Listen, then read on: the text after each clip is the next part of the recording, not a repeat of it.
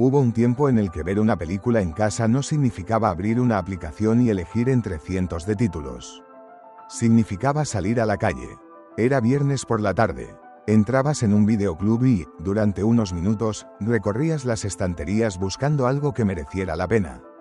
Mirabas las portadas, leías la parte trasera de las cajas y discutías con alguien sobre qué película llevar. Y cuando finalmente elegías una, había una condición: tenías que devolverla. Aquel sencillo ritual formó parte de la vida de millones de personas durante décadas. Hoy, los videoclubs prácticamente han desaparecido. Pero su historia es mucho más interesante que la simple desaparición de unas tiendas.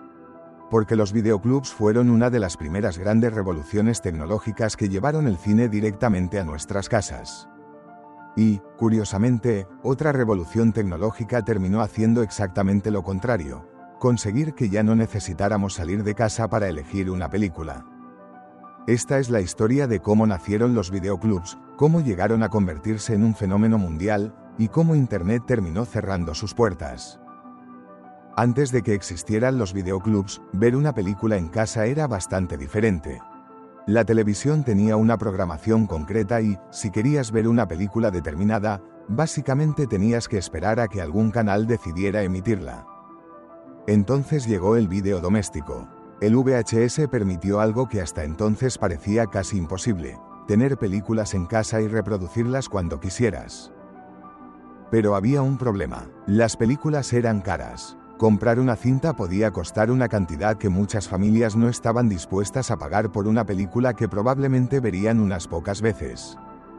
Y ahí apareció una idea sencilla, pero revolucionaria: ¿por qué comprar una película cuando puedes alquilarla?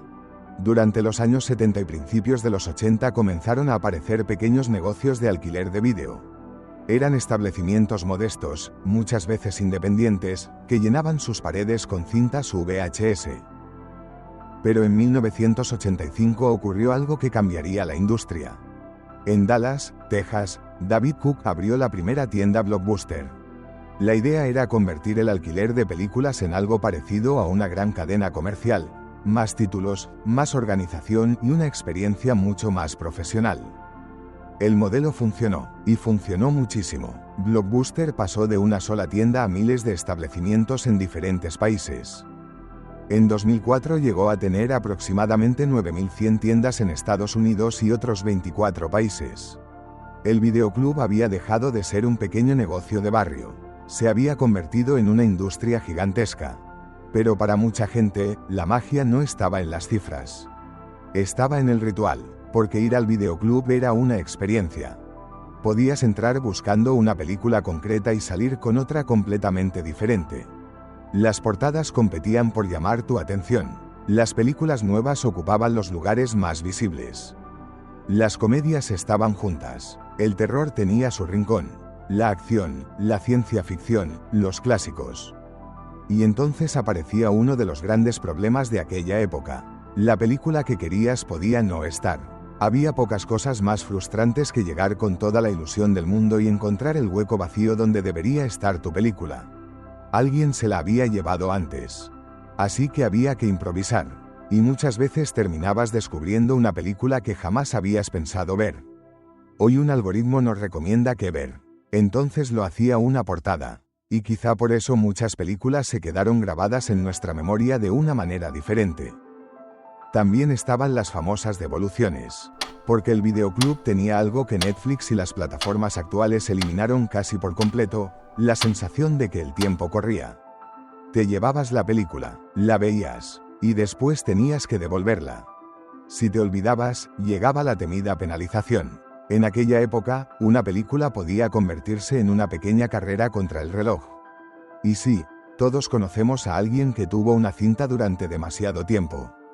Si recuerdas perfectamente esa sensación, probablemente también recuerdes algo más: el sonido de una cinta VHS entrando en el reproductor. La imagen que tardaba unos segundos en estabilizarse. El mando a distancia lleno de botones. Y aquella necesidad de rebobinar la película antes de devolverla. Porque si no la rebobinabas, podías recibir una mirada de desaprobación en el mostrador. Y había otra cosa que hacía especiales a aquellos lugares: no todo giraba alrededor del cine. Muchos videoclubs también alquilaban videojuegos. Para una generación, aquello era casi una extensión del salón recreativo. Podías entrar con unas monedas y salir con una consola, un juego y un plan para todo el fin de semana.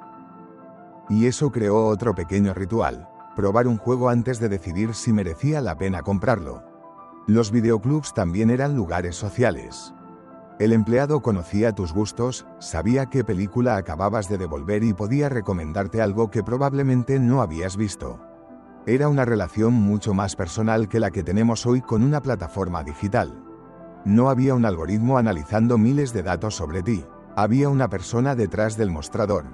Y, aunque el negocio podía parecer sencillo, esa cercanía fue parte de su éxito durante años. Pero entonces apareció un nuevo formato: el DVD. Era más pequeño, más ligero, ofrecía mejor calidad de imagen y permitía almacenar más información. Los videoclubs comenzaron a sustituir progresivamente las cintas por discos, y durante un tiempo pareció que el futuro estaba asegurado.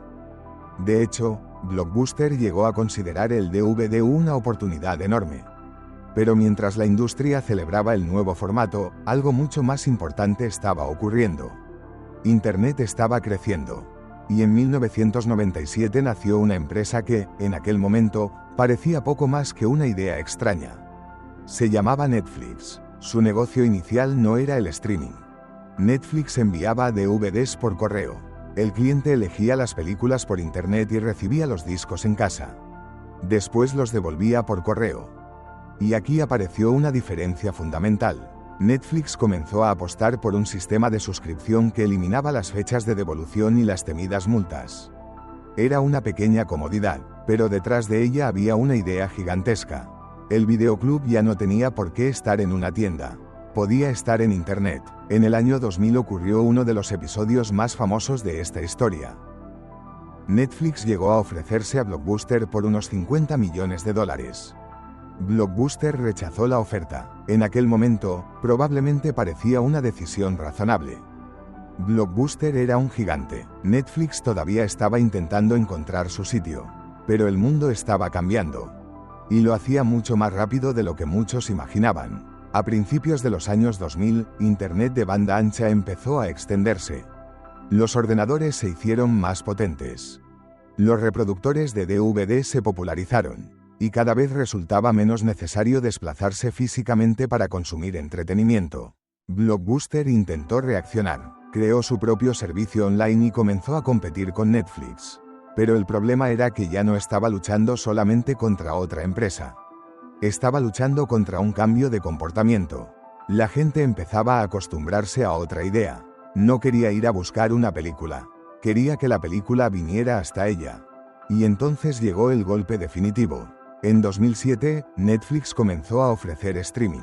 Ya no había DVD, ya no había sobres, ya no había que esperar al cartero. Y, sobre todo, ya no había que levantarse del sofá. La película estaba ahí, a un clic. El concepto del videoclub empezó a quedarse antiguo casi de la noche a la mañana.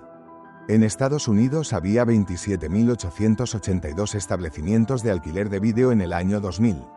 A finales de 2015 quedaban alrededor de 4.445. La caída fue brutal. Blockbuster terminó declarando la bancarrota en 2010. Las tiendas fueron cerrando una tras otra, y aquel gigante que había llegado a tener más de 9.000 establecimientos terminó reducido prácticamente a un recuerdo.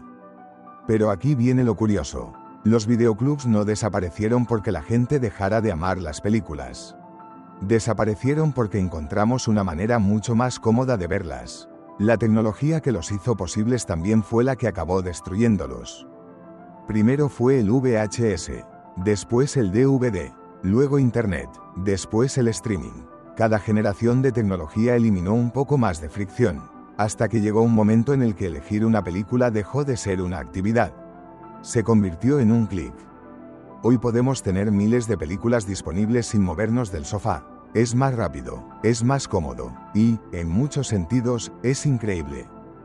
Pero hemos perdido algo por el camino. Hemos perdido el paseo hasta el videoclub, las portadas, las recomendaciones improvisadas, la película que elegías porque no quedaba la que buscabas, la discusión sobre qué llevarse. Y aquella sensación de que una película era algo que habías elegido, no simplemente algo que un algoritmo había colocado delante de ti. Quizá por eso todavía sentimos nostalgia cuando vemos una antigua tienda de videoclub. No echamos de menos pagar por devolver una película tarde. No echamos de menos rebobinar cintas. Echamos de menos una época en la que la tecnología todavía no había eliminado todos los pequeños rituales de nuestra vida. Porque los videoclubs no fueron solamente tiendas. Fueron el lugar donde una generación descubrió películas, videojuegos, actores, historias y mundos enteros. Y cuando desaparecieron, no desapareció solamente un negocio. Desapareció una pequeña parte de nuestra forma de vivir el entretenimiento. Hoy podemos ver casi cualquier cosa en segundos. Pero durante muchos años, ver una película empezaba mucho antes de darle al play. Empezaba abriendo la puerta de un videoclub. Y quizá esa sea la verdadera razón por la que todavía lo recordamos. Porque algunas tecnologías desaparecen cuando quedan obsoletas, pero otras desaparecen llevándose consigo una parte de nuestra memoria.